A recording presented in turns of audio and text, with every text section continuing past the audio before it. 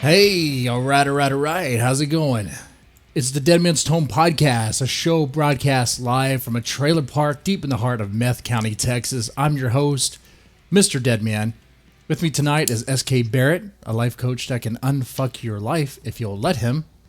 Also, well, Tammy G is out tonight. Again! Yeah. But actually, we have a moment of sadness. I'm sorry. Let me be serious for a second. I gotta be serious.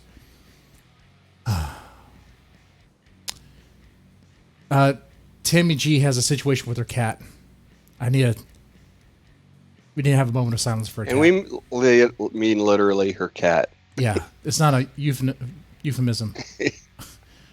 Let me take a shot of sake for Tammy's cat.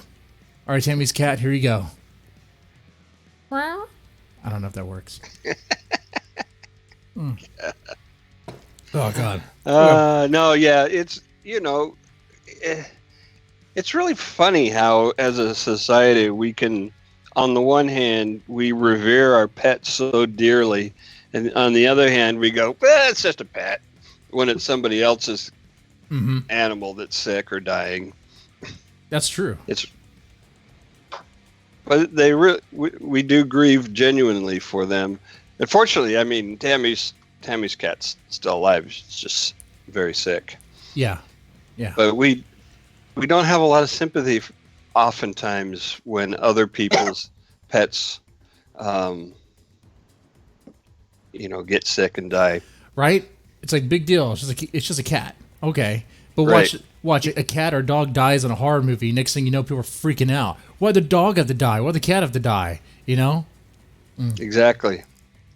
Well, even worse is when you hear about news stories about, these people got killed today in Palestine or something. But it's like, this dog got run over by a car. It's like, oh my God, the poor dog, and Yeah. the humans are just a statistic, that Right. happens too.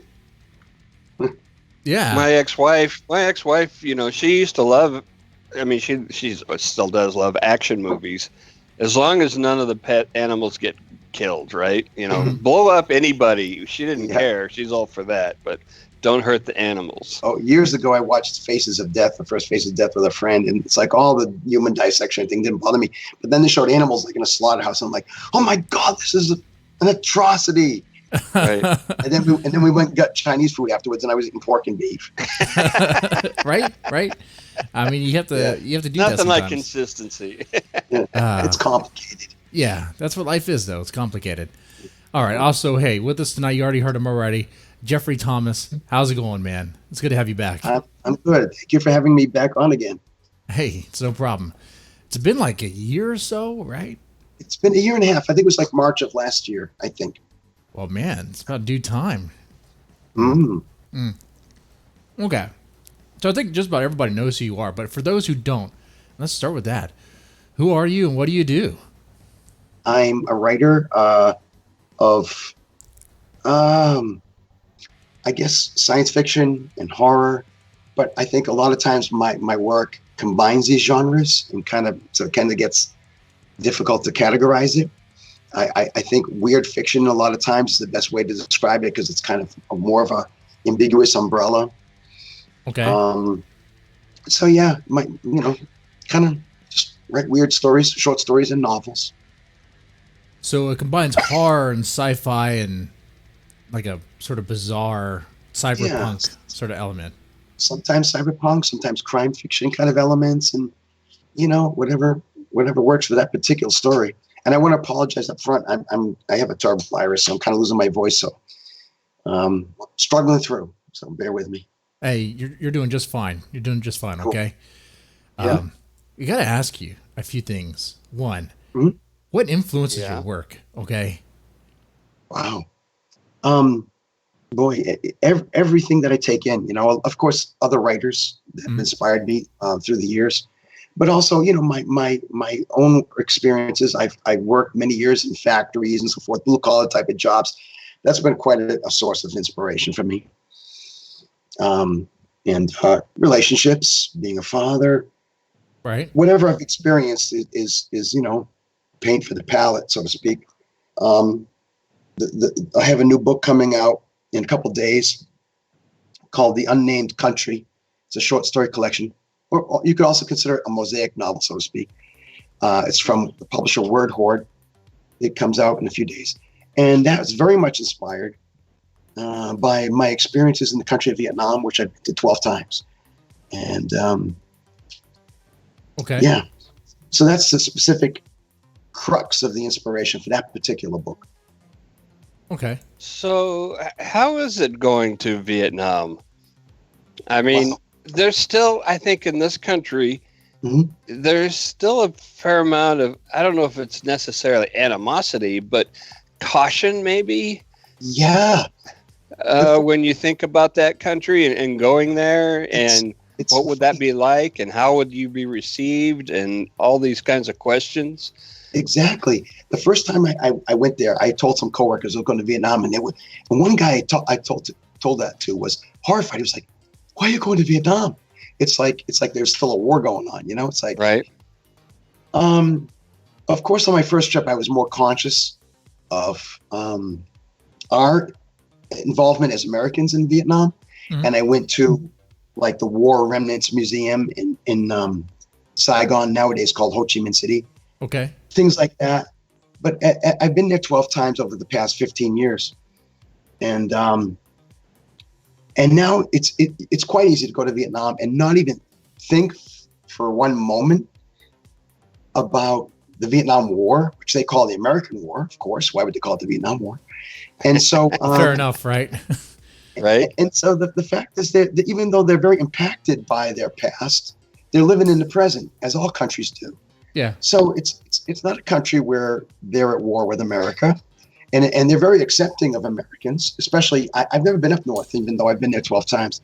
So I've only been down south, and there's still actually animosity. My ex-wife is Vietnamese, and she'll see some people talking in a video, and they have a Hanoi accent, and she'll say "Baki," you know, with this disdain, with Baki, because she knows they're from Hanoi.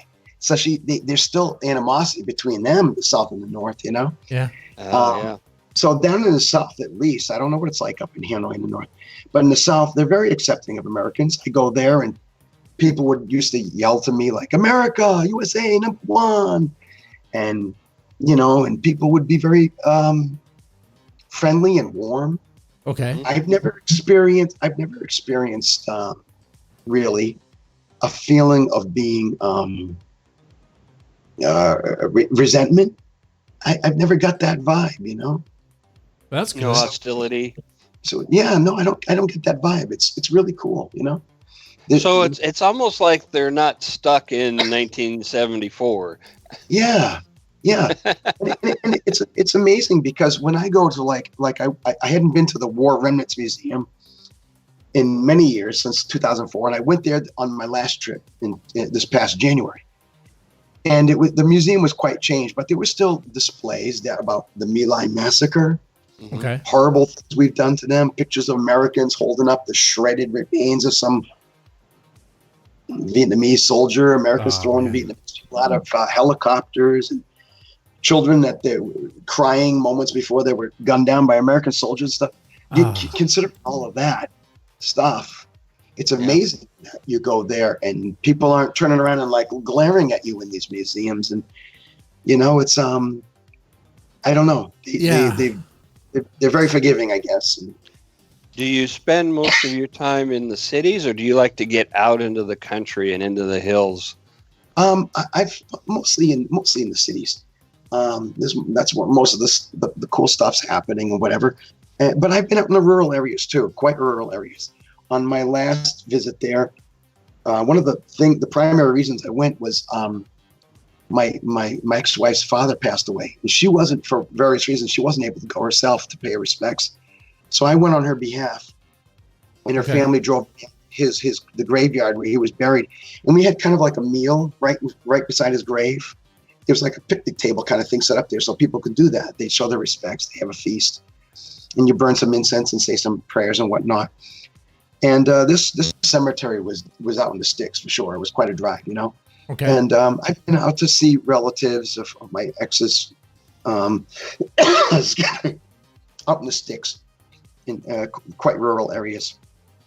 But for the most part, for the most part, I've spent my time in cities like I say, Ho Chi Minh City. Once I was Saigon. My ex-wife's family comes from Bien Hoa, which is about an hour from Saigon. I spent much of my time there, and in cities like Vung Tau, which is by the ocean. And but it's such a fascinating culture and country, and the food is fantastic. The people are warm, the women are beautiful. Hey, and yeah, the women are very beautiful. For sure. Yes. And I have a daughter by my ex-wife. My daughter Jade, she's 10. She's a lovely and girl, and the center of my universe. And so Jade is fortunate that even though she's only 10, she's been to Vietnam 4 times. Her first trip was when she was only 6 months old, and so so I feel quite a connection to Vietnam after all these years. And so being a writer, being a creative person, it can't help but to have influenced my work in various ways through the years. Right. Well, this is an interesting idea. I'm assuming you learned, the language, enough to get around. I know. It's funny. Like my first wife was deaf, and my second wife is Vietnamese. And in both cases, I learned a lot of American Sign Language words. Okay. And I learned a lot of Vietnamese words, but for whatever reason, I'm not naturally adept at languages, so it's hard for me to put them together into sentences. I remember early on in my relationship with my Vietnamese wife, her English is very good now, but in the beginning it was kind of a struggle. And I remember I was talking to her one time. I was trying to get something across to her, and I realized that in one conversation I was using Vietnamese, English, sign language, and Spanish. Oh, whoa, that's a mix. Because I studied Spanish in school, and I studied sign language with my first wife, and I was struggling, and I found my hands moving. I found myself throwing Spanish words in, trying to connect Vietnamese words with English words. I'm like, oh my God. Floundering. It seems incongruous that a writer would not be good at language. Hey, he can write it. He just can't speak it. Different parts of the brain. I think language is kind of a mechanical thing. I don't know. I know tons of their words, but for the life of me, I don't know. I can't, because they put sentences together differently. Okay. Let me quiz you.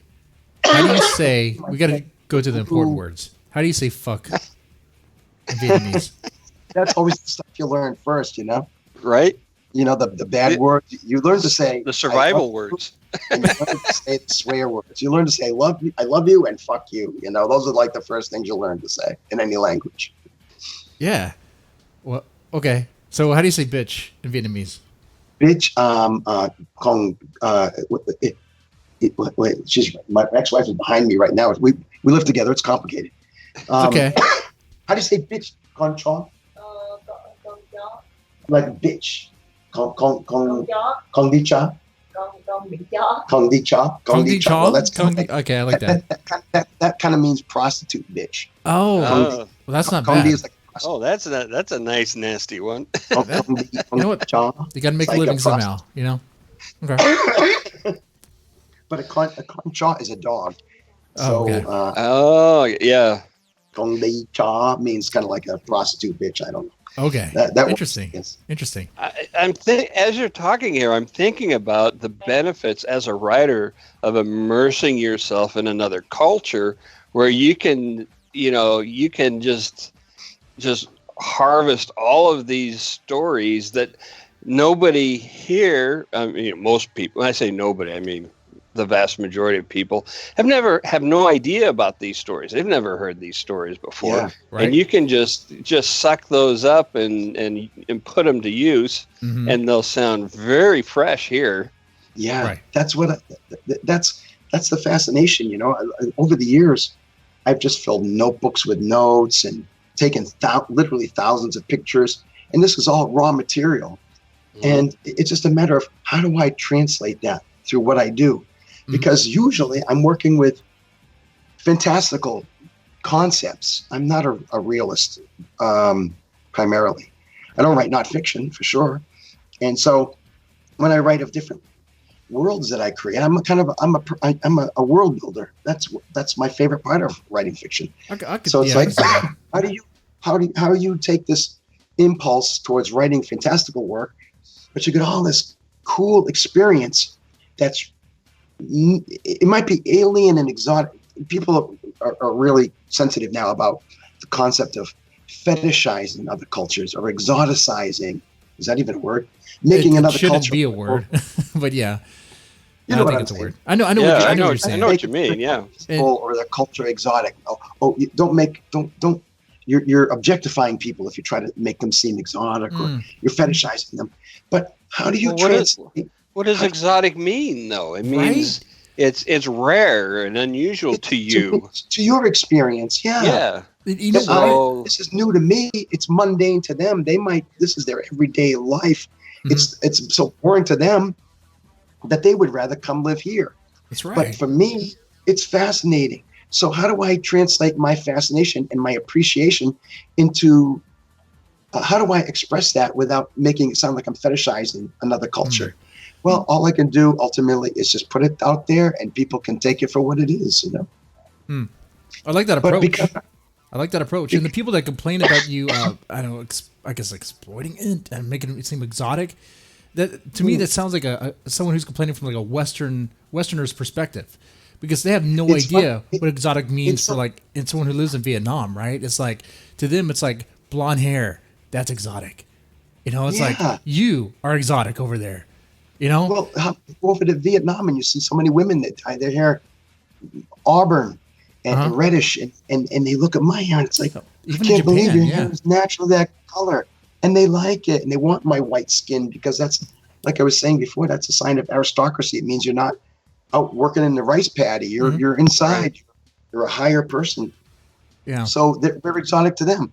Something that is a sensitive subject now is the notion of cultural appropriation. You know, I remember in Boston, it was so tiring. It is tiring. In Boston, they had this thing where you could try on a kimono, and I guess that'd be a picture taken or whatever, and people were in uproar, like, it's cultural appropriation. Well, let me tell you, I went to Narita Airport in Tokyo on my way to Vietnam, and they had a display, a kind of a booth set up, where they were encouraging, Japanese people were encouraging people to try on the kimonos, and take pictures of them and experience our culture, and they want you to put their kimonos on and stuff. A lot of times it's other white people who are accusing white people of cultural appropriation. Exactly. And the people of the culture are like, we don't care. We don't care. It's cool, you know. Don't make fun of it. But if you want to experience it, go for it. Yeah. It's so many trust fund babies getting offended on behalf of other people who didn't ask them to. Right. Yeah. They're just yeah. I was playing Cards Against Humanity with a bunch of people that I had just met that night.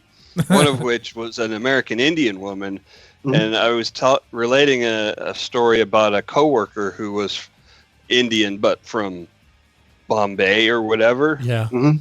And I you know, trying to distinguish the two, said, you know, dot, not feather. And then I looked at her all horrified, like, oh shit. Well, she leaned over to me and goes, yeah, we say that too. I remember one time you have to. I was because I'm 62, you know, so it's a struggle for me. I was in a library one time with my kids, and they're playing with dolls, and my son picked up a Native American doll or something, and I said, yeah, it's an Indian doll, and there was a little Indian boy sitting nearby, and he looked at it, and was like, what? That's an Indian doll? Oh, sorry.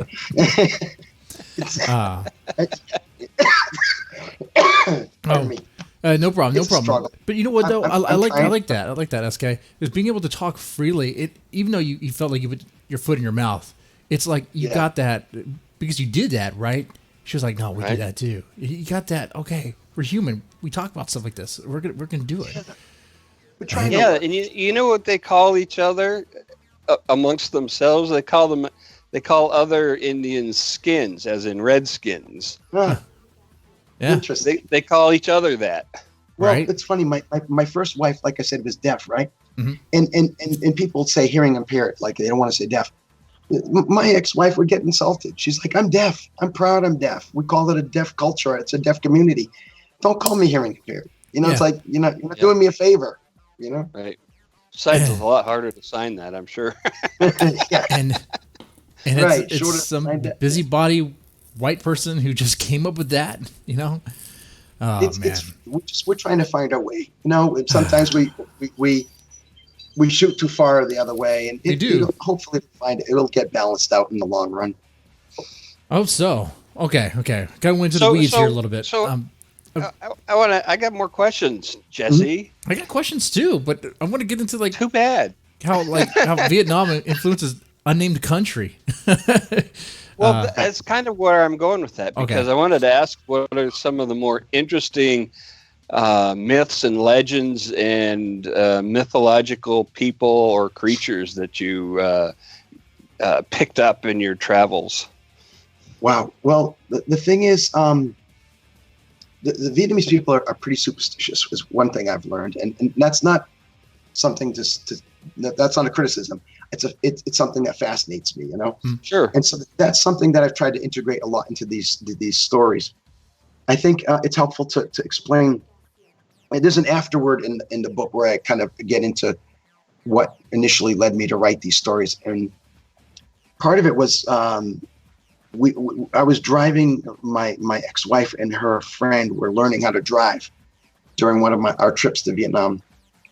And we were driving through the countryside, and I just came along as a passenger, and they were taking turns to learn how to drive the stick shift. Mm-hmm. And I would see things that I just didn't have any context for. Mm-hmm. I would see graves out in the middle of a rice paddy, just a couple. It wasn't a cemetery, just a couple of graves, like family graves, and in the middle of a rice paddy. I thought, like, why did they put them there? Right. And I'd see a building, and I couldn't even tell if the building was going up or if it was being torn down. And one time we stopped at an intersection, and the traffic was all backed up, and I couldn't figure out what was going on. And I looked out in the street, and I saw there was this big pool of blood in the street. And it's Vietnam, it's hot, and the blood it's almost standing up. It's like nail polish. Oh, wow. And there had been like an accident there. And there was a little plastic bag, like in the corner of the pool of blood. It was like a little purple plastic bag. And I thought it could have been like a plastic bag that somebody bought something in. But to me, it looked like a little child's purse, perhaps, a little toy purse. Mm-hmm. Yeah. In my mind, of course, because I have an imagination, I'm like, my mind is spinning. I'm like, did some kid just get killed in a motorbike accident there, whatever? And I realized how much of what I was seeing I had no context for, whatever. And I could ask my ex-wife, and I could ask her friend, and I could ask people in Vietnam. But ultimately, I'm just taking in so much more than I'm going to have context for. And I thought, here I want to write about all this stuff, but how can I? So I thought, I'm not going to try to write this stuff, all these impressions as Vietnam. I'm going to give them my own context, the context of my imagination. I'm going to use this stuff, these images, these impressions, but I'm going to put them in a fantastical context so that you can create your own context for I can make my own context. And that's what speaks to me more naturally anyway, because I incline towards science fiction and horror and world building and the fantastical. And I thought, this is how I'm going to be able to incorporate this stuff into what I do. And that's how the Unnamed Country came to be. So during that same time that it was, at that time, I spent 2 months in Vietnam. At that time, I was between jobs. So during that very same time, I started writing my first short story for the Unnamed Country on my ex-wife's family's home computer.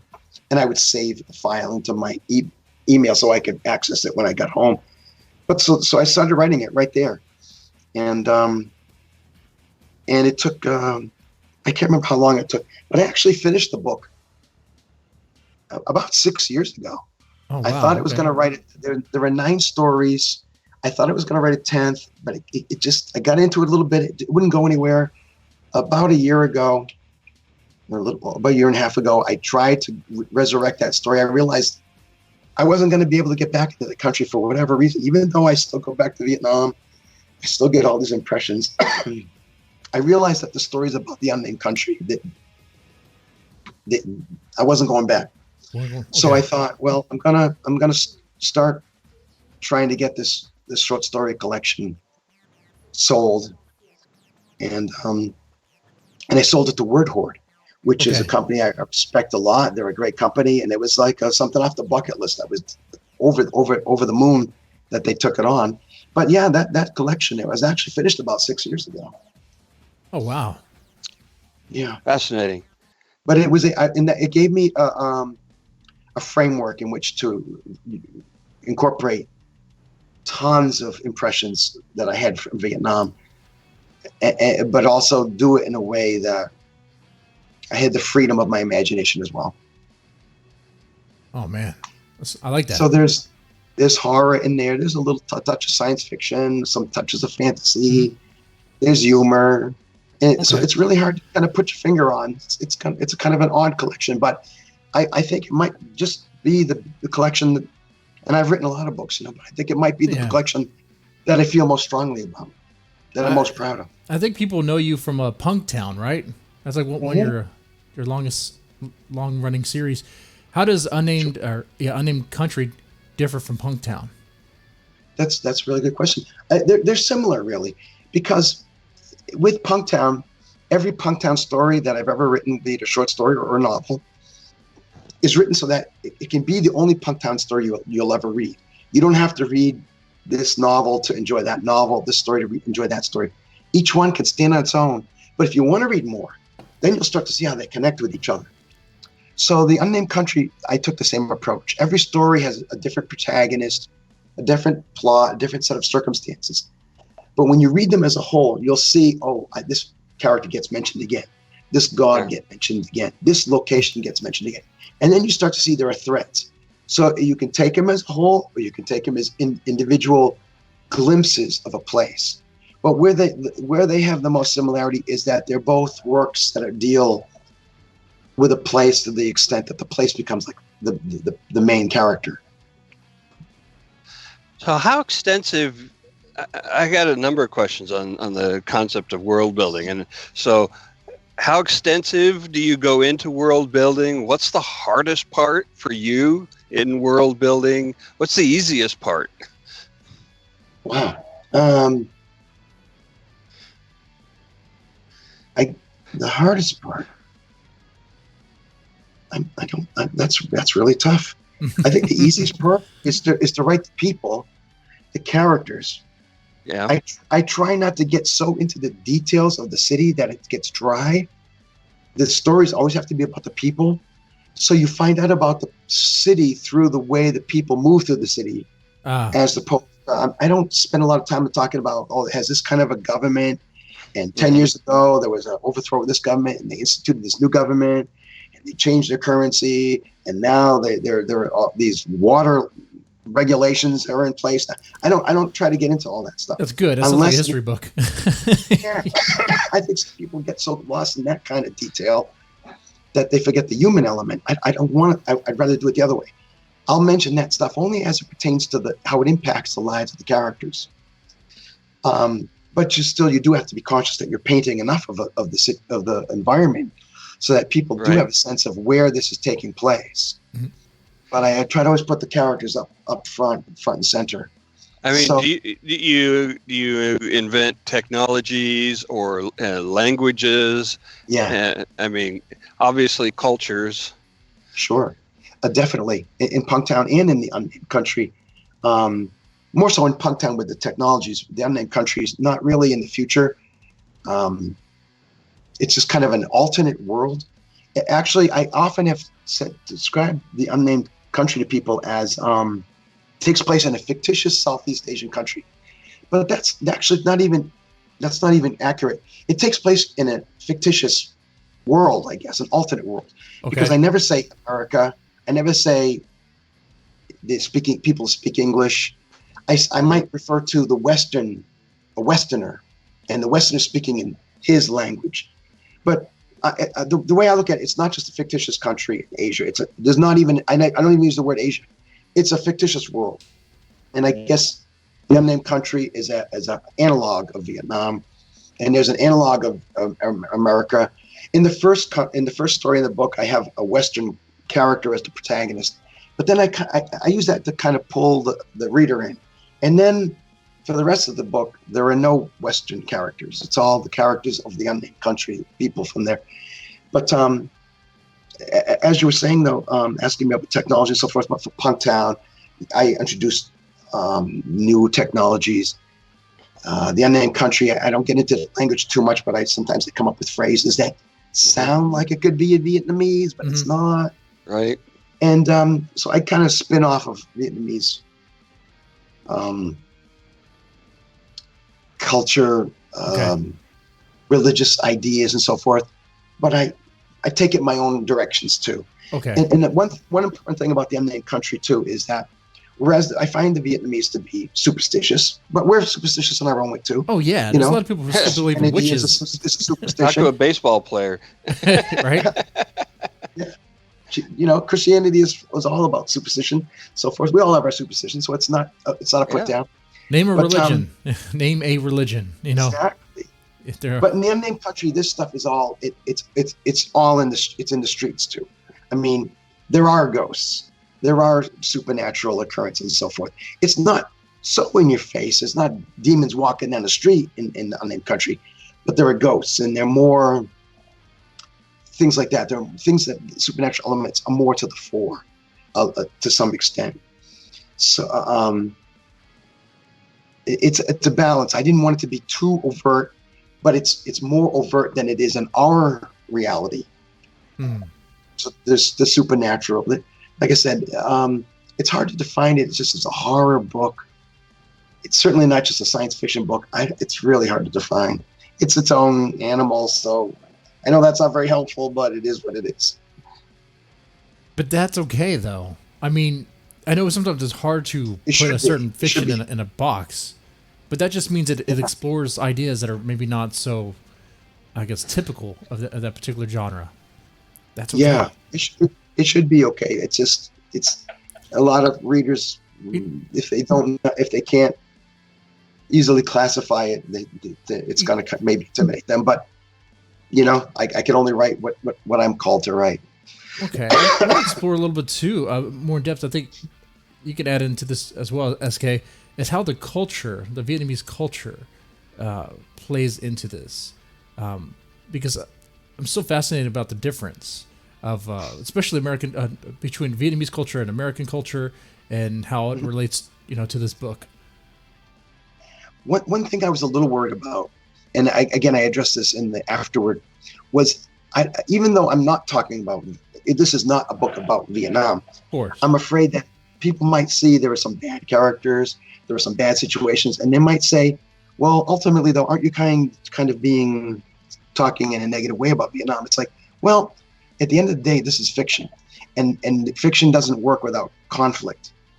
And an analogy I use in the afterward is talking about, well, Martin Cruz Smith has written many stories about Arkady-Renko and Russia, Gorky Park and so forth, and Red Square, and it doesn't paint Russia in the best light, but you got to have drama, you got to have conflict, and so I may be taking some negative things that I've observed or experienced or I'm aware of, and using those to establish conflict in my stories.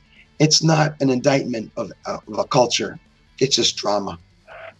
But there are some stories in there like where people have to do desperate things to make money, to take care of their families.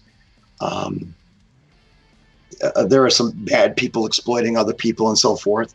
Well, and so I mean, it would be completely unique to Vietnam. Exactly. It's unique to the human nature, right? And it wouldn't be a Jeffrey Thomas book without that, That's one thing about Punktown. You always have people, doing dirty things. All right. You got to have conflict, and there's got to be ugliness. But I hope there's also you see people who are trying to uplift themselves or trying to maintain their dignity in the face of the worst humiliations and conflicts and so forth. And but I did take some experiences. I think every story in there takes something that I actually experienced, whether it be images or actual human situations, and built a story around that, kind of like a pearl gets built around a grain of sand, you know? Mm-hmm. Well, I was just thinking today about how short any story would be if nobody lied, you know, even a sitcom, but or a crime, Criminal Minds. Hi, did you do the thing? Yeah. Okay. The end. Right. Right. There wouldn't be no story, right? You just turn himself in. Look at that. Certainly wouldn't be realistic, that's for sure. It wouldn't be realistic, but I mean, yeah, it's if everybody tells the truth and it says what they're really thinking and feeling, there's no story. Mm-hmm.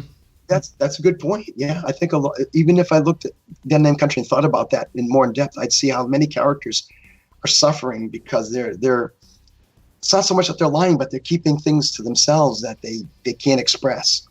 Right. And that burns them up inside. You know, SK, I'm really trying to think of a story where that doesn't apply, and I'm failing to do so. I think you have a point there.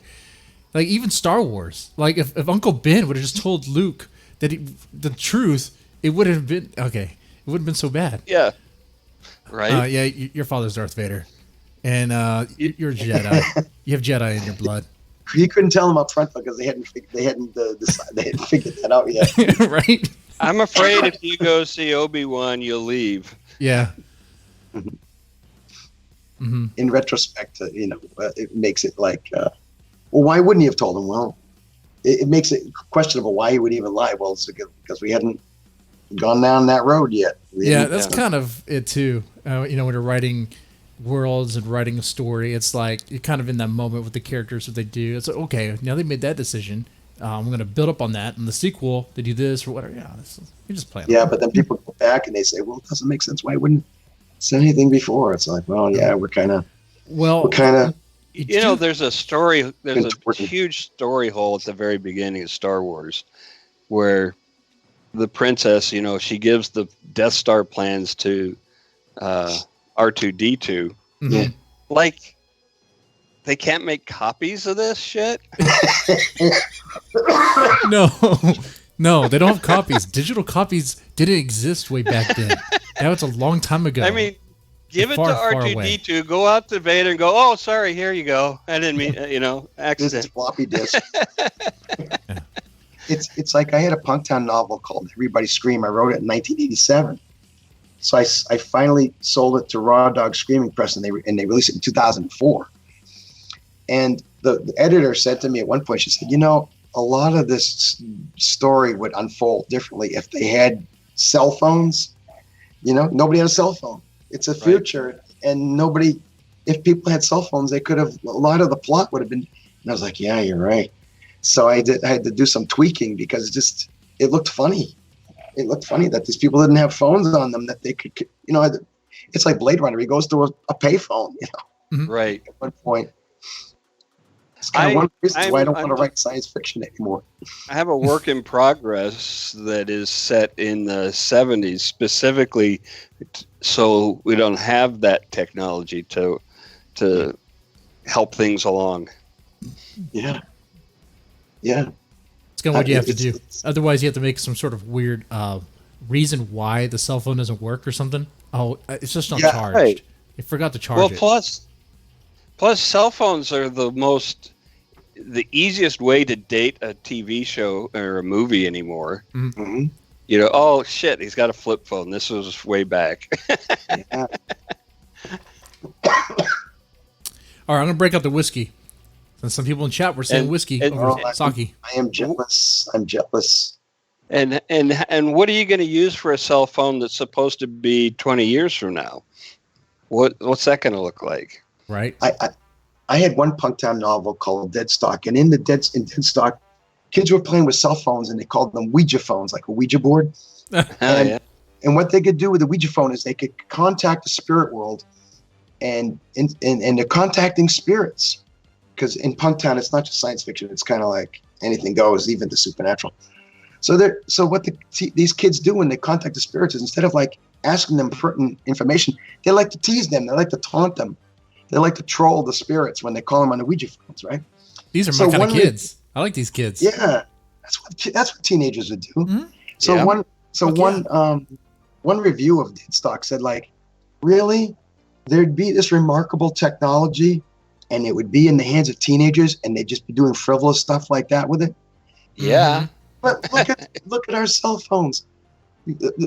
40 years ago, who could imagine that a device like that would exist, let alone be in the hands of kids who are playing Roblox on it all day? Roblox, taking selfies on Yeah. Instagram of their ass and their boobs for thirsty. You better believe young that if you boys. could contact the spirit world, kids would be like, "Hey, spirit, fuck you." Making That's what videos they'd be of doing. all sorts of stuff, like snorting cinnamon and what other pranks they do. Man, kids will use the technology for fun. You go back to the 60s and people said the same thing about landlines. Oh, you kids are just, wasting the telephone on just talking nonsense. Yeah. Hey, I heard somewhere, I don't know if this is true, that the first phone call was actually a prank call. I don't know if that was true. I don't know. First actual prank phone call. Yeah, from Edison. When they were testing it, it was just like a prank. Like, I don't know. That might be like a legend. I don't know. Who would you prank? Who would you punk? Whoever was on the other end. I don't know. Your line goes from one room to the next room. That's as far as it goes. It's not like, no. Yeah, but do you have Sir Walter Raleigh in a can? Oh no, not that kind of prank. Not that kind of prank. But just to fuck with them. I don't know. Just say something stupid over the phone. Like, what's bitch in Vietnam again? Kong Di Cha. Kong Ji Wa? Sorry. See, now that sounded bad when I said it. That sounded me trying to speak Vietnamese. That sounded real bad. It's hard to get the accent. You probably said something even worse. I know, I did. I had a lot of Vietnamese friends when I was in high school. It was in Houston area. There's a lot that come over. And they always told me, like, Didi Mao meant some nasty. Didi Mao? Yeah. But It's Dumame. Duma. Dumame? I was told if you go into a Vietnamese friend of mine once told me, go into a Japanese restaurant, which is seldom Japanese people working in them. And if you want to find out if the guy, at your table chopping up your food, if you want to find out if he's Vietnamese, just watch him and go, Duma. And if he looks up at you like in shock, he's Vietnamese. It kind of means fuck your mother, Oh shit! I'm gonna do that. Dumame. We gotta get out of here. Now going back to that. Hibachi Grill. I hear that about again. 10 times a day from the ex. Oh man. Okay. Any other questions for Unnamed Country? Because I also kind of want to move into some other works as well. Yeah, let's do it. Okay. Well, since we're on the topic of Vietnam, I had hoped on this show that I could have announced. Oh yeah, announce away. Announce. Well, I haven't sold a novel in about 8 years, and I recently finished writing a novel, which is a crime thriller with supernatural elements that takes place in modern day Vietnam. And I sold it and I signed a contract, but I'm waiting for the publisher to give me the okay to officially announce it. So I can say this novel has been accepted, but I can't say the publisher right now. And the novel's called The American. And I started writing it in 2010. And then I stepped away from it. I got about 60% through it and I got stuck. And I stepped away from it for about 9 years. Wow. And it's so funny because in the afterword of The Unnamed Country, I explained why I felt funny about writing about Vietnam. So I used all my inspiration to write about a fictitious country. And I said, well, I am about halfway through a novel set in contemporary Vietnam, but I don't know if I'm ever going to be able to finish it because I got stuck in kind of a knot in the plot. But also, it's very intimidating writing about a real country because you got to do so much research. No matter how much you've gone there and taken notes and taken pictures, there's still so much research. It's very daunting. So between the plot, I got a little hung up on the plot and all the research. I don't know if I'll ever finish it. Well, don't you know, after I turned in the Unnamed Country and I'd written that afterward, I got inspired to look at that novel again, and I got over that hump, and boom, I banged out the rest of the novel after 9 years of kind of away from it, and I finished it, and Awesome. I submitted it, and I sold it. Sweet. So even though that the Unnamed Country, a new book, says I may never finish that book, well, I did finish it, and that'll be coming out probably next year, I would imagine. Okay. Well, that's very cool. I look forward to that as well. Yeah, I'm really. Yeah, come back and talk about that when it gets closer. Cool. You know, Cool. one thing that's on my mind right now is, okay, your writing process, because you write a lot of books, you have a lot of stuff out there. I'm curious about what your writing process is. Now, this could be a boring conversation, but we could spice it up a little bit. Music and writing. Do you listen to music while you write? Absolutely, I have to. Do you have a set genre or style of music that you write, or do you pick music to suit the scene? I've created a playlist on YouTube, and it's not the only thing I listen to, but I listen to it frequently, and I call it. I think anyone can access it, but it's called.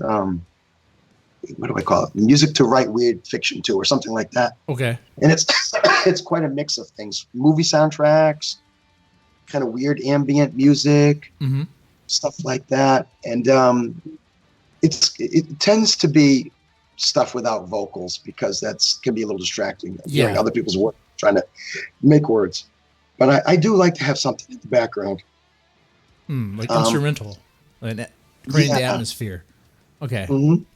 Gotcha. My process, I'm not I don't write nearly as much as I used to. When I was younger, I was more prolific, very prolific. And, but also I was sloppier too. I kind of banged stuff up. I could literally, when I first started submitting to small press magazines back in the late 80s, early 90s, I could literally write an entire short story in one day, wouldn't even proofread it, and I'd stick it in an envelope and I'd mail it out to some market. And so subsequently, my quality in the early days was uneven. Nowadays, it might take me a month to write a short story if I'm lucky. And every time I sit down, chances are I'm going to reread it again from the beginning. I'm going to tweak every line. And sometimes often actually, I'll send it out to the publisher. I'll think about the story a little bit more, and I'll send a desperate email to the publisher and say, no. Don't read that yet. Throw that one away. I got a different version now.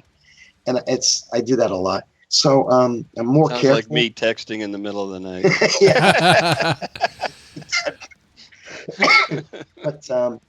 But I've definitely slowed down. Part of it's probably age, but I'm more careful too. And You're more careful. When I finished up the novel, The American, I was able to do it in 2 months. Okay. And I stopped drinking entirely during that alcohol during that period. But that really helped me. I got to admit. Really? So I had to create new routines for myself to replace the routine of drinking at night when I'm working. So I would make myself tea, different beverages like that. I would burn incense. I would put on certain kinds of music that were very calming. I thought, if I'm going to break a routine, I got to make new routines. And it really worked for 2 months. And it enabled me to get clear-headed and wrap that novel up. And I used research from more recent trips to Vietnam. That novel, The American, covers actually 50 years in a span of 50 years in Vietnam. And then I started, and then I was inspired, and then I resurrected another novel that I'd abandoned, that I even started prior to The American. Maybe 2008 or 2009, and I got stuck kind of in that story too. It was more like a military science fiction horror story. Oh, okay. And I was going somewhere with that, and then I got distracted by another project that I really can't talk about right now.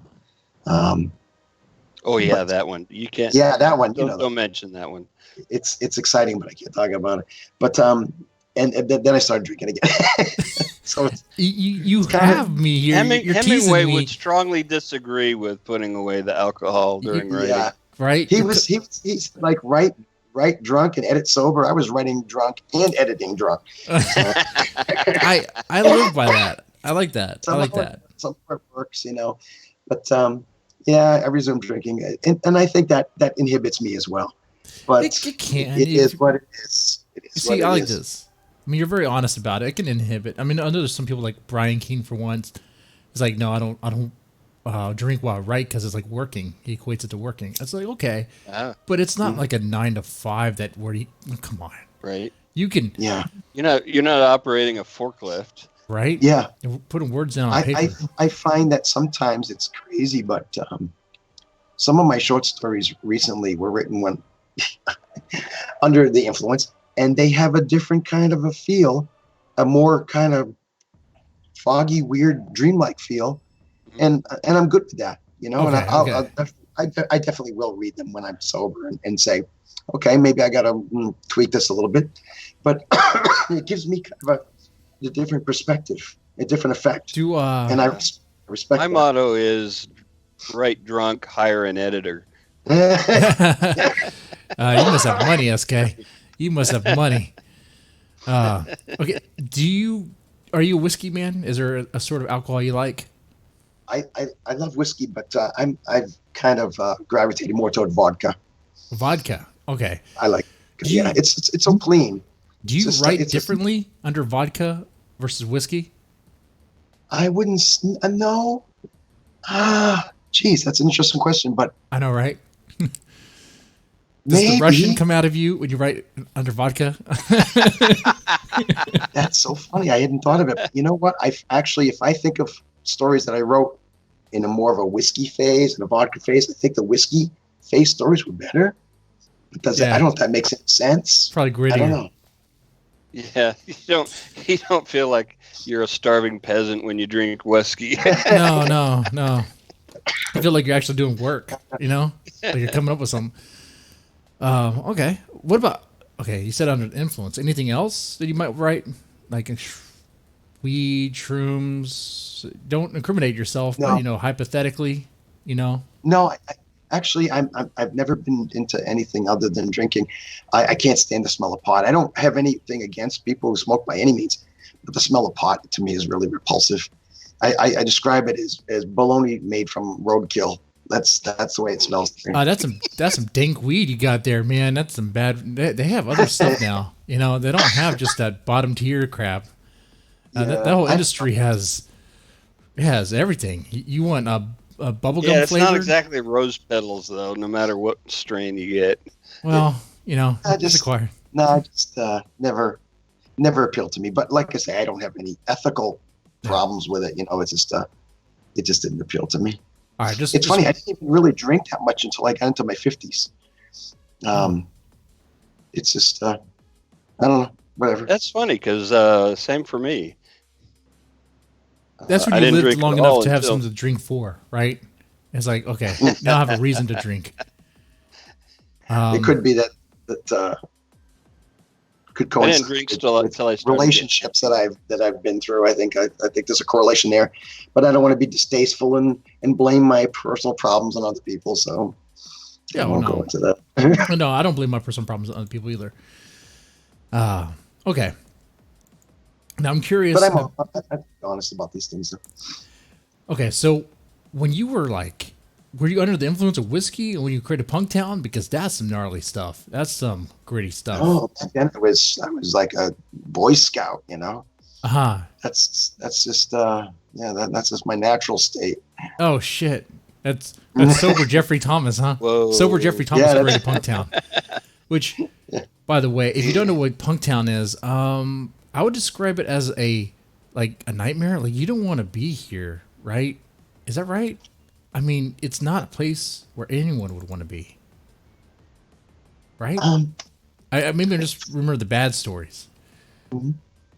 I do try to portray that there is a certain level of beauty in Punktown, and there's still good. That's actually part of the theme of Punktown stories. Is that again? There's that in the midst of all this bad stuff, can you still rise above? Can you still lift yourself up?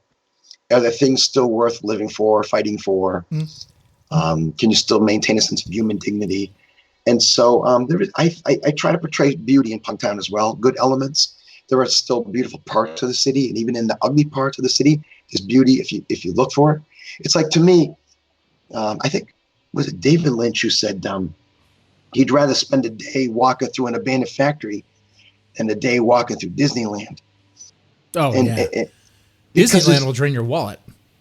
Yeah, but it's not just that. It's and your soul. He would be interested in what the abandoned factory had to offer. And don't you think there could be as much beauty in a broken window and some bricks on the floor and the way the cobwebs look and the sun coming through? Couldn't that be more beautiful than some Disney artifice? So there's could be beauty even in decay. Yeah, there's more beauty in decay than Disney. Everything in Disney is like manufactured and crap and costs money. And I don't even mean to put them down too much. I mean, I've been to Disneyland and Disney, and it's fun, But that's not to knock the abandoned factory either, So there's beauty anywhere. Hell, you go to an abandoned factory, you might actually see some culture. You'll see real culture. You'll see what the underbelly of your city is, right? You'll see, oh, is that a crackhead? Is that a meth head? Oh shit. Is that a homeless person? Oh, man. Yeah, but you know what? You'll get a lot more interesting photography out of an abandoned factory than you will at a Disneyland.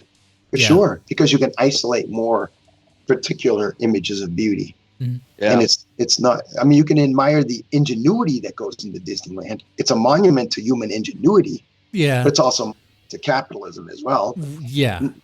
Factory's not a monument to capitalism, but in its I think the difference being is that a factory isn't created for aesthetic reasons. So it's more a nice surprise to find the beauty in the factory, because the factory wasn't created. It's for functionality. Right.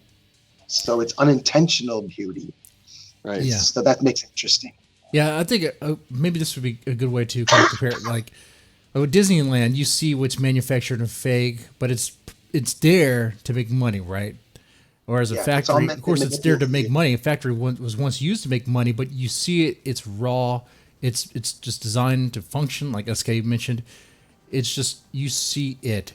And, of course, when it's abandoned, you see the people that kind of linger that way, right? You see the people that live in your society, you just never paid any attention to them because, you're going to Starbucks, going to McDonald's or whatever. I don't know. You just never paid any attention to them. But they're there. Yeah. Yeah. Unless you're in San Francisco, then the homeless are in your Starbucks.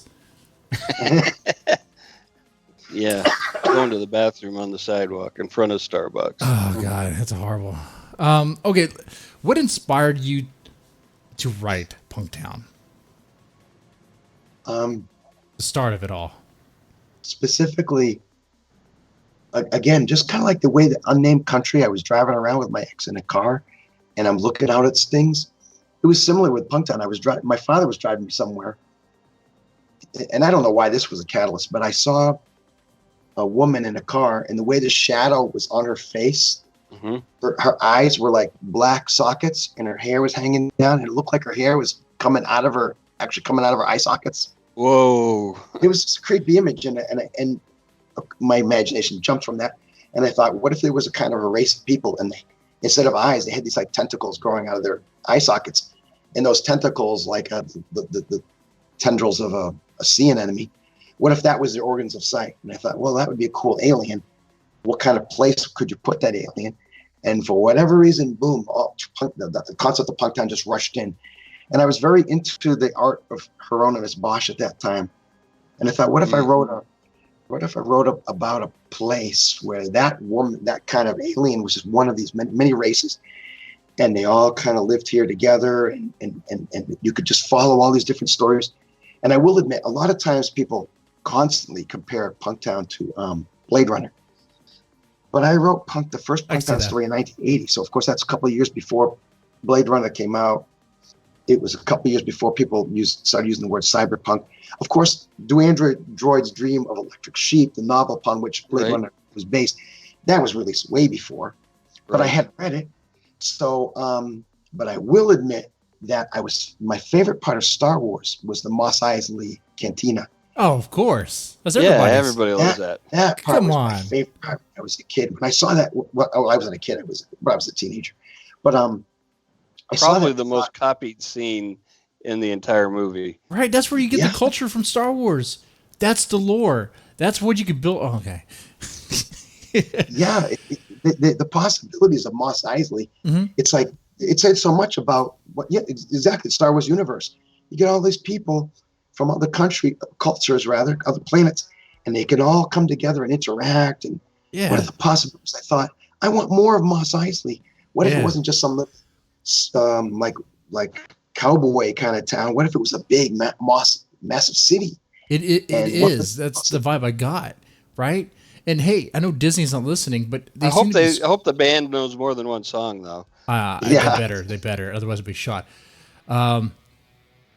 Okay, I just want to say for Disney, I know you're not listening, but hey, you seem to be scraping the bottom for ideas for Star Wars. You seem to be running into the ground. If you want to build other stories, look at the Mos Eisley scene and just build off of those characters. There you go. You have original ideas right there. Just do that. Yeah. God damn. Set a series of Mos Eisley Spaceport. Fuck yeah, dude. Or here's an idea: throw out everything and start from scratch. Well, that will also piss people off. You No, gotta, I mean, just pick a new planet and start over. yeah. You know what? Maybe you have could. one tie-in character, but Jesus, start over, get some fresh shit going for Yeah. crying out loud. And not a soft reboot like Force Awakens, where it's like it's the same fucking thing we've seen this before. What I don't want to see is the return of Palpatine. He was defeated in a moment that was so heartfelt to me. It's like Right? Darth Vader decided to choose his son over Palpatine. He killed Palpatine and gave his life to protect. Now you can just bring him back. It's like it takes away from the victory. That takes away from the import of that scene. And have you heard the rumors of what's going to happen? Yeah. That No. spoiler alert, it's already out there. Supposedly Rey, is that her name? That the female Luke, she's going to kill Palpatine like a one hit pretty much, and like beat him down. Like, are you fucking kidding me? Like a battle droid? Like- Take him down like a battle droid? Yeah, Luke couldn't even beat him up, and this chick is gonna be like, "I'm just coming in here now. I'm a new character." It's like, can't you give her like another incredible villain to defeat instead? It's just, what? It's like how Terminator Dark Fate kills John Connor in the first couple of minutes or whatever. Oh And yeah, Alien that was 3 fucking hits stupid. in Newt in the first scene. It's like it takes away from the sacrifice and your investment in the characters, Yeah, and then it's just like go away. It's like, do It was you all for really have nothing. to do it that way? That frustrates me. We have a question in the chat. Somebody wants to know if you're an artist. Oh, can you give me more coffee? Pretty Kitty is. All gone. I am also an artist. I'm sorry I didn't send some images into the show. That's 3 demerits, by the way. for not doing that. But I used to do illustrations for small press magazines, sometimes covers, illustrations. I've done a couple covers for a few of my books. But I'm a competent artist, but there are much better artists than me. So I think I'm a better writer than an artist. So I very, very seldom do art these days. But Not even just for yourself for fun? no, definitely not for myself for fun. It's been quite a while since I've done anything serious, but I used to do frequently illustrations for small press magazines, and it was rewarding at the time. But it's time consuming, and I seldom feel as satisfied with the end result. I just can't quite get what I see in my head with art the way I can when I write. So it's just a little bit more frustrating, a little less rewarding. So I just don't do it at all anymore. Okay. But I'm fairly confident. Okay. Now you have a lot of fans. You know that? You have a lot of fans. They sent me some of your art. You didn't give me the green light to put them on the screen, so I'm not going to do that. Oh, But, sorry. It's Sorry okay. about It's that. okay. It's okay. But on my Facebook page, I do have if people look, thank you. Okay, thank you. If you go look at my Facebook page, my different galleries or whatever you call it, photo albums, there's a lot of my art in there. If people care enough to look for it. That's pretty cool. I like that. You're a man of many hats, many talents. That's good. I think where it helped me with art is that it trained my mind to look for images that I can translate into words for my stories, so I can use my artistic interests in that way to paint mental pictures, maybe. I think I should say. And did you ever do any art for Punktown? I know I keep on going back to that, but that's a huge thing in your I guess the catalog. A little bit. I've done a little Punktown work, but there have been artists who have done Punktown work that is much better than what I could achieve. So not too much. Okay. And last time you were on, correct me if I'm wrong here, but I could have sworn you said that is there like a card game or some other weird like RPG thing connected to Punktown? Yeah. Really? There's a role-playing game. There's a Punktown role-playing game, and it was kickstarted years ago. It took quite a few years for it to come out. It finally did come out this past year, and it was created. It was initially by Miskatonic River Press, and then they worked in conjunction with this outfit called Chronicle City, and they finally brought it out. It's a beautiful guidebook to role-playing in Punktown, and it follows basic role-playing rules. Okay. And Call of Cthulhu game system. Okay. And so yeah, that's out there, and it really looks cool this time. Is it bare basic to where someone like me could play it on the, let's say, podcast format? I mean, when I say bare basic, I mean someone who's... There's a group that's doing a podcast now of their Punktown role-playing game, and they've only released one episode so far that I know of. Okay. But it's cool because the thing with me is I don't know anything about role-playing games. It just people came to me and they said, "Hey, this Punktown would make a great setting for role-playing games." And I'm like, "Okay, cool, go for it." And they would just run the stuff by me to proofread and make sure there were no inconsistencies. And I wrote a couple of short stories to bookend this guidebook. And like I said, just kind of helped oversee it so that the details would be correct. But when it comes to role-playing game rules and the system and so forth, it's totally an alien language to me. Okay. So I'll probably never experience this game myself. Oh, wow. Well, maybe we could change that. I mean, I don't. Oh, someone was asking in the chat too, am I drinking water? No, there's no water on my table, on my desk. I'm drinking sake right here, which I'm almost done with, and beer and vodka and whiskey because fuck my liver, right? Which, by the way, I'm not asking for money for these shots. I know some people I think are trying to send some via PayPal. That's okay. I'm not going to say no to that. But hey, if you want me to take more shots of sake, vodka, or whiskey, just let me know in the chat. Don't spam too much. Drinking water on the podcast. Yeah, there's an anti-water clause written in everyone's contract. You guys, unless it's mixed in whiskey. Yeah. You guys are making me so jealous. I'm just sitting here drinking black coffee now. That's okay. You're the guest. You're not in this craziness. Too much cold to drink. Yeah. You know what? That's okay. That's okay. You're fine. Wait. Do you get kickbacks for this RPG game thing? No. For this particular project, I was just one of many contributors, really. Artists and different people who wrote game scenarios and whatever. So I got paid on a by word basis, just like anybody else. I suppose I could have been like a hard ass and said, "Hey, pay me some kind of a flat fee just for the use of Punktown." But I'm not mercenary, so I just got paid like any other writer in the project. You know what though? That's there's two ways to look at that. Some might be like all capitalists, be like, "No, it's your property. You owe money. They owe money to you." But the other people, there's like what's his name? The guy Romero, the zombie guy. Like he could have copyrighted zombies. He could have just trademarked that thing. Tried to, I guess, but he didn't. Yeah. He's like, just let it go out there. Let people have fun with it, man. And they did. Yeah. It's like Lovecraft was like that too. Look at how many people wrote in his world, even while he was still alive, and he encouraged it, excited him, and that's kind of how I feel. It's kind of like people want to write in my world. Okay, cool, go for it. You know. I have a lot of gripes with George Lucas as a creative person, but I will give him huge credit for the support he's given to the people who want to create, fan fiction and their own movies and all this shit. And they, rather than trying to push that down and kill that, he's behind it. He encourages it. Or he did. He did.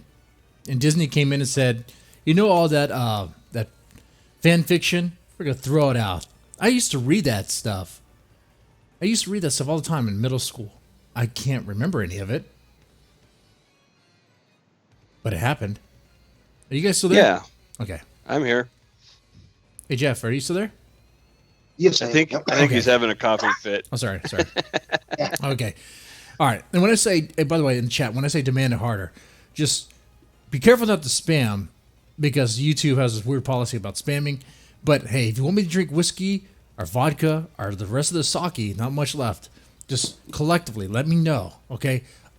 What the host does in this show is up to you guys. My liver is in your hands. Okay. I'm talking too sober. I'm actually able to. And I've got the knife to prove it. And I'm putting sentences together. That's fucked up. Like, I should be too drunk. I should be falling on the floor, be an embarrassment to my kids when they come out and be like, Dad, what the fuck just happened to you? 9 in the morning. I'm like, I just did another podcast. Come on. Make that happen. Oh. You guys I just had an idea today. That anybody wants to use this in a story, go ahead. Because I won't. I'm almost certain. But the human liver is the only organ that can regrow. So why wouldn't you, say in your 30s or something, carve off a piece of that to save for later in case you need it? On your liver. Home surgery is pretty bad, SK. You want me to carve out my liver? I don't mean you literally, but I mean have it done and have it put into storage for your later years. Got a knife right here. I'll do it right now. No.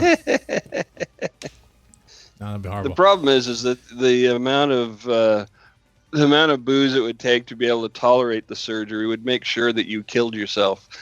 Yeah. And then bleed out. I mean, horrible mess. Okay.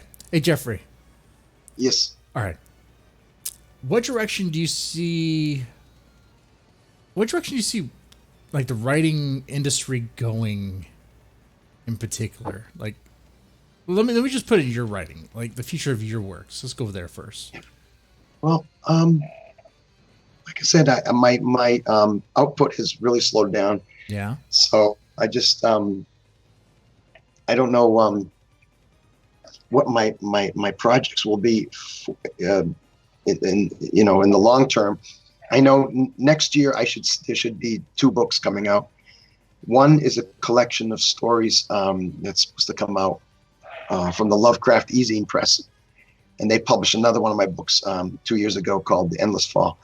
They're supposed to publish a book of mine called Entering Goston, and Goston is another kind of a world that I've created, an alternate world that I've written a series of short stories and novellas about over the years. So I put them all together, and I wrote a couple of news stories for that, some meaty news stories for that. And so they're supposed to put that together. And again, it's a collection that I'm particularly proud of. I think it's really strong. And then also next year, there's supposed to be a book, it's actually 3 books, 3-volume set coming out called The Punktown Omnibus. And it's put out by Centipede Press. And they do beautiful collectible books. I mean, they're just treasures. And so they're bringing out not all my Punktown stories, because as long as I'm still alive, there's always going to be new Punktown stories. Mm-hmm. But it's going to be most of my Punktown short fiction. in a 3-volume set, and each volume is almost 400 pages. Wow. And so each of these 3 hardcover books, they have an introduction by a different person, like the British writer George Mann, Paul Tremblay, John Langan, and beautiful artwork throughout, illustrations. And so it's going to be a real collector's item. It's going to be expensive, I'm sure, but it's going to be beautiful. So that's supposed to come out next year. And that's good timing because it will be the 20th anniversary of the release of Punktown, my first Punktown book. Interesting. Beyond that, I'm just writing a few short stories here and there. I do hope to get back to that novel I mentioned. It's kind of like military sci-fi horror. I put that aside because I'm working on this secret project of mine that I really can't talk about, but it could possibly involve movies. So we'll see how that goes. I was just going to make a joke about it being a movie. Well, you don't want to talk about that too much because, things it's never done till it's not done. Panning out in that world. But it's the furthest I've ever. It's the most promising opportunity that I've ever had in that direction. And there has been movie interest over the years. I remember when my book DEADSTOCK came out in 2007. It got a starred review in Publishers Weekly, and my publisher told me, "Hey, Scott Free Films wants a copy of DEADSTOCK. They read your review. They're interested." Whoa. Scott Free Films being Ridley Scott and Tony Scott.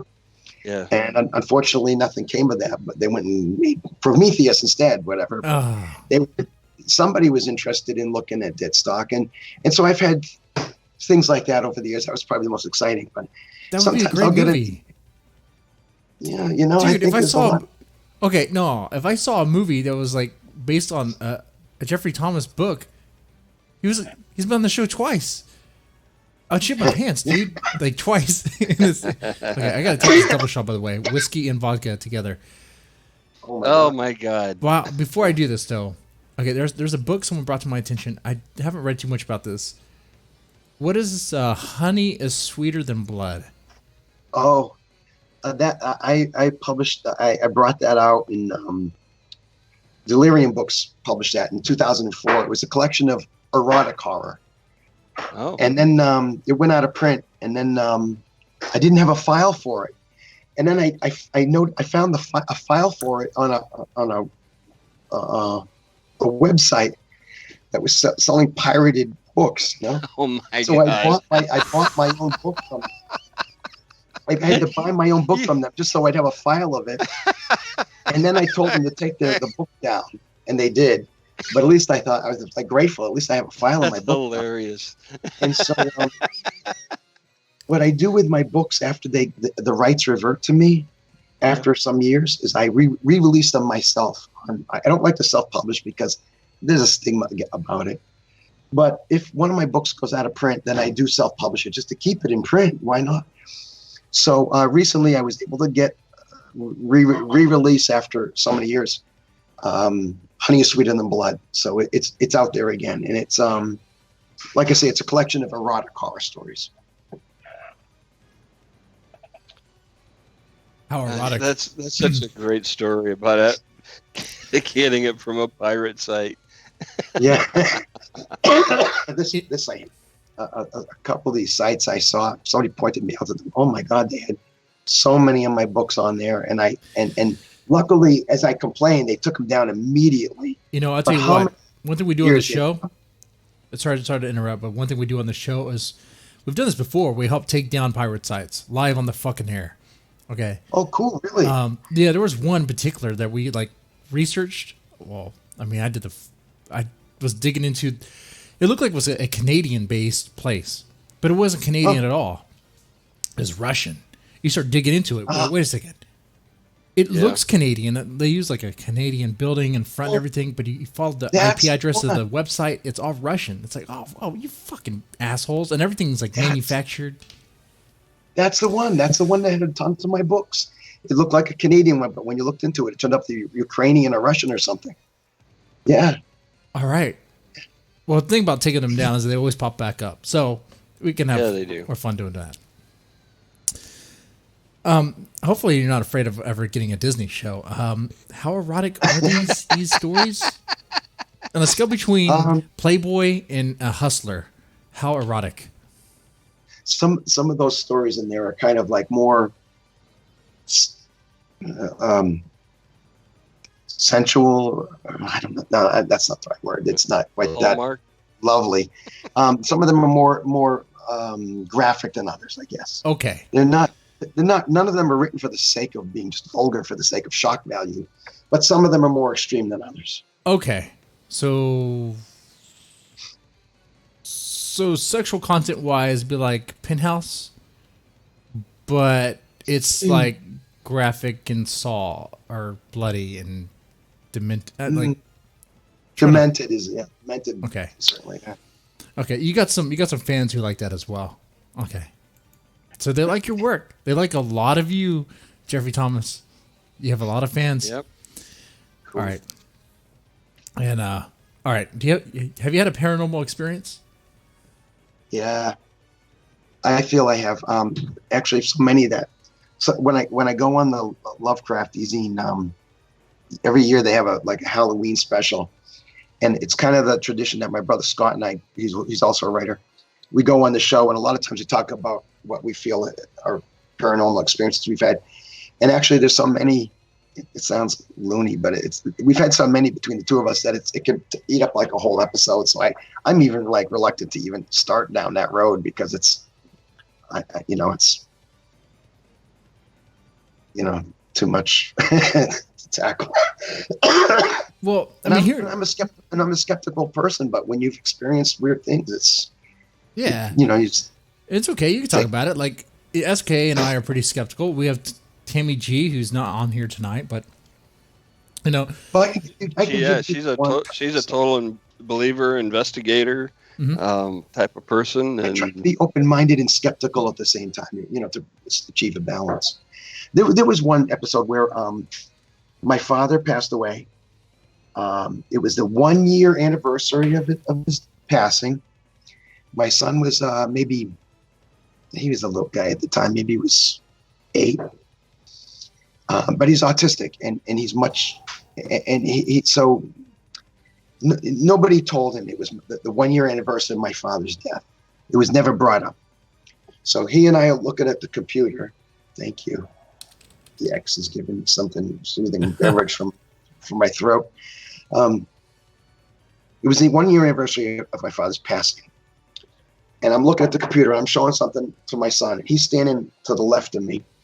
And we're looking at the computer, and to my right is an unused bedroom. It was dark. We used it as storage. So at one point, my son kind of looked over in that bedroom, and he goes, "Grandpa!" Like with surprise, like he saw his grandfather. And again, this is the 1 year anniversary of my father's passing. So I looked over there, and the hair stood up on the back of my neck, and I expected to see an apparition or something. And of course, there was nothing there. But it's like, it was creepy. He recognized his grandfather. That's the way it came across to me, So that's just one of the stories. It's like, take it for what you will. Who knows? Maybe he was mistaken, but it's just the timing was so funny. Interesting. Yeah, that's something. Tammy G would be able to follow up on that. See, that's one thing I think she really adds to the show is the paranormal element, man. That's her area. Tammy, she's kind of paranormal herself. Fix your cat. Let's pray for your cat. I prayed to baby Jesus, full grown Jesus. I'll pray to name the deity, name the God. I pray to. Okay. What's the cat? The Egyptian Muhammad? God. The cat. Is that? No. I pray to them all. Is it Bast? Isn't there an Egyptian cat god? I think so. Bast. I think so. What about? Do you have a favorite horror movie? I'd be torn between The Exorcist and The Birds. Alfred Hitchcock's The Birds. Ooh, classic. Okay, wait. Maybe you can help me out here because I've been exposed as a basic bitch on this show long ago in October because a lot of things led to that, but one of them was that I'm afraid of birds. I do not like birds. I hate birds. I cannot fucking stand birds. I want to Is push it them all. because of the movie? Yes. Punch them in the beak. Punch them in the beak. Birds are alien. They're very alien. Right? Well, they're dinosaurs. Yeah. Punch Yeah. them. SK, they're dinosaurs. Just I punch think them. that's why that movie is so uncanny. It's because it takes something so commonplace, but if you really stop to think about it, they're living their life. We're living our lives kind of adjacent to each other, but we're so alien to each other at the same time. Yeah. And that's why that movie is so brilliant. Is because you never know why they're doing it. If you knew why they were doing it, it would not be a fraction as effective as it is. It's because birds are alien to us. We mustn't know why they're doing it. It would spoil everything. Well, and the fact that any given bird is probably at most annoying. Mm-hmm. I mean, not counting the giant birds, of course. But when they get together in a gang, then they can really do some damage. Then you throw the fist away and you pick up the M16s or, and you just take out the birds. You just take out the birds. Take them all out. You got that much ammo? There's too many. That's what they said in the birds. They're like, we wouldn't stand a chance. There's too many of them. We need to pick up like a light machine gun or something and just go to town on the birds, man. That movie did installed fears for birds the way Jaws did for sharks. To this day, if you see it, like a whole bunch of crows on a telephone line, who doesn't think of the birds, Okay. There's one time, and this is a true story, one time in band camp, no. But there's one time in my backyard, there was this buzzer, like they usually just come around when there's like a dead body around and something to pick on, right? But it was just looking at me. It was like perched on my house, just looking at me and my son. That's when he was like 1 year old. He was 2 at the time. Whoa. Why was you staring at me? A vulture was eyeballing you? Yeah, a vulture was perched on my house, eyeballing me and my son. I was like, I know my last name is Dead Man, but I'm not fucking dead, man. Come on, man. My God. Whereabouts do you live? I mean, what state is that? Texas. Yeah. Oh, because we don't get buzzards around. At least, I've never seen. Hey, I tell you what, man. You come down south, and that'll be the new inspiration for a new Punktown. That's a whole other level. Yeah. Well, I remember even here in Seattle, we have turkey vultures. I think we do have in Massachusetts, but really, it's not like a common thing. I see hawks, and I remember I went to California once, and I was waiting for a bus, and I saw vultures circling around, and I thought, well, they probably see this super white guy here, and they probably think I'm on death's door. They don't see too many like guys as white as me in California, so they're waiting for me to expire. They're like, yeah, we got him. All the real vultures are at Harvard. Oh, that's good. That's good. That's good, man. The birds. Yeah, I'm afraid of birds. So, are you afraid of birds? Me? I'm not afraid of them. My son got bit by an emu at the zoo once, and when I went to California, I was riding a safari. What's that called? That's a safari thing. We drive around in your car, and there are lions and so forth. And for whatever reason, an ostrich started chasing our car, and it was smacking the back window with its beak. And so I've been attacked by an ostrich, and my son's been attacked by an emu. So I guess I should be afraid. Jesus. Well, I guess that's just more reason why I'm still a basic bitch. God damn it. I'm still afraid of birds. I cannot. I'm afraid of possessed people. I really like birds. Especially raptors. Well, I don't know too many raptors. But yeah. Well, that's because you're an idiot. You don't know the raptors are birds of prey. All right. Not dinosaur raptors. Oh. Come on, Jesse. Come on. But yeah, hawks, eagles, all of them. Even the eagle, even the bald eagle. Fuck it. Shoot it. Yeah. Un-American. I hate birds. Cannot stand birds. You can call me. I think there's Most spooky about the way un-American they person. move their heads. Fuck birds. Oh, you're such a bitch. Hate birds. Hate birds. Cannot stand them. But okay. Mr. Thomas. Yeah. Yes. kind of past time here. Anything you want to plug before we wrap up? Well, I could show my book if I forgot show to show your it. book. Show your book. Here's my book. Look at that beautiful thing. All right. Just let me put the cover on the screen again too, so that people can see it. The official release date is November 19th, so it's just a couple days away. I got some copies, my own copies, a couple days ago. So I'm really proud of it.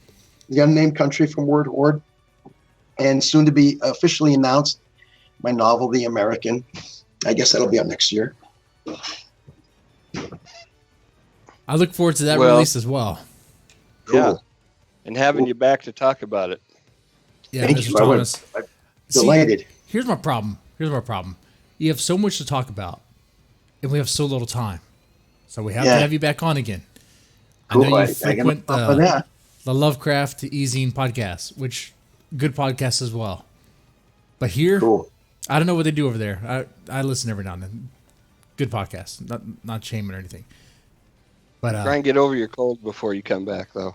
Yeah, get over your cold. This is terrible. Feel free Thanks to come back for anytime, whenever you want to, man. And we talk about your new book. Talk about whatever. Hell, we could talk about our love for Asian women. Hey, as another white man who loves Asian women, let me just throw that. We didn't even scratch that topic. So we did not. We dodged that bullet. Yeah. But I'm reluctant to. It's like I don't like it. oh My God, you're fetishizing people, and I'm not fetishizing.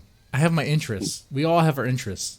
Everybody has preferences. Have our preferences. As if human beings should feel ashamed for finding other human beings attractive. You know, it's the most natural thing in the world. It's in our DNA, Jeffrey Thomas. It's in our DNA. If it wasn't, we wouldn't be here. If we didn't feel attracted to others and activate our instincts to propagate the species, you know, none of us would be here. Yep. I don't know about propagating, but the woman on the screen right now, you can't see her right now, Jeffrey, but man, she's fine. That's a good choice. Is she holding a cell phone? Oh no. No, she's not. There's no cell phone.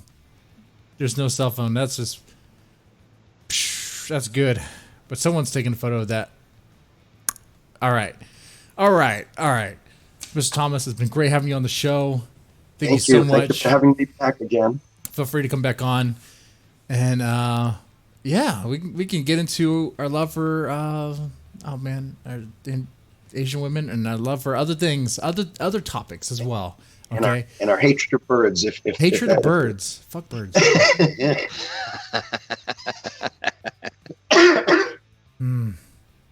Oh, one thing I haven't asked you. Have you ever had what's goat blood soup? What is that? Oh my God! Someone Who brought that up? I don't know, a fan of yours. On one of my recent trips to Vietnam, I went to a restaurant. My friends took me to a restaurant that specializes in goat meat and so forth, and they brought me a bowl of goat blood soup, and it was just just like a bowl of blood with a little bit of scallions sprinkled on top, whatever. And so I started eating it, and it was actually good. It was a little salty and mild in flavor, and it was actually good. I liked it. Like a few days later, they gave me a different soup. They had like blood patties in it, and those were gross to bite into because once you bit into them, they were kind of pasty and more of a taste of iron. But even it wasn't that terrible. But the goat's blood soup itself, it was good. I would have it again. You know what? I've had bull balls on the show before. Can I? Oh, goat blood patties. There's the next thing. No. There's your next thing. No, I'll do. No. I'll do goat blood soup. I'll do that. I don't know how to get that. It's mild. It's not. I don't think. Yeah, that's not going to gross you out enough. I couldn't eat bull's balls or something. I think it's just the texture of it. There's no texture. It's really not that bad. You fry it up and it tastes. It's actually kind of chewy. Oh yeah. It's gummy. It's gummy. I don't know. Dude, the worst part about it is actually holding the balls. because when you stare at them, you know what they are. You should be used to that. If you had no idea that these things came from a bull, you would know that they were balls of something because they're very veiny and big. And I fried them up and I ate them. That's okay. I'll end the show here. Guys, ladies and gentlemen, thank you so much for watching. Press the like button, share, subscribe. Bring other people onto the show, man. Have them have them subscribe. Look, most of this channel is dedicated to the Dead Men Stone podcast and SK's and Wes's Real Monsters. My video game streams have moved to Twitch, which all you guys need to follow me over on Twitch if you want to follow that stuff. All right, so y'all take it easy.